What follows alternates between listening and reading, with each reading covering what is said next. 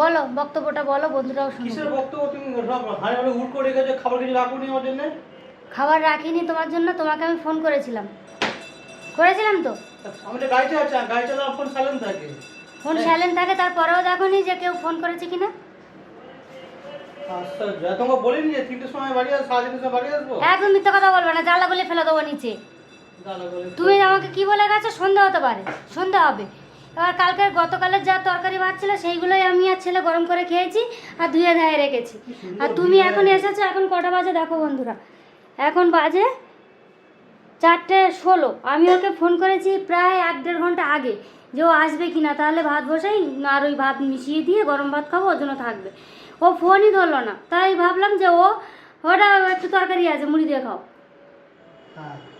হ্যাঁ আমি তাই ভেবেছি যে তুমি ফোন ধরোনি, তাহলে ব্যস্ত আছো, তাহলে সেই সন্ধে বলেছে সন্ধ্যা হবে, সেই জন্য আমি আর ভাত বসাইনি, যা ছিল আমার কাছে ছিল রয়ে গেছে। হ্যাঁ যখন কিছু আসবে ভাত, তো আমাকে হোটেল নাকি এটা? হ্যাঁ আমি তোমাকে ফোন করেছি, তুমি মাথা আমার গরম হচ্ছে। তুমি চিল্লালে কেন এসে? তোমার এখন আসার কথা না, তুমি সন্ধ্যা আসার কথা, তো তুমি সন্ধ্যা হতেই আসতে, বাইরে বসে থাকতে, এসে ঝামেলা শুরু করলে কেন দুপুরবেলা? এবার তোমার এই না খেয়ে চলে এসছে, এবার আমরা গিলে বসে আছি, আমাদের কেমন লাগে?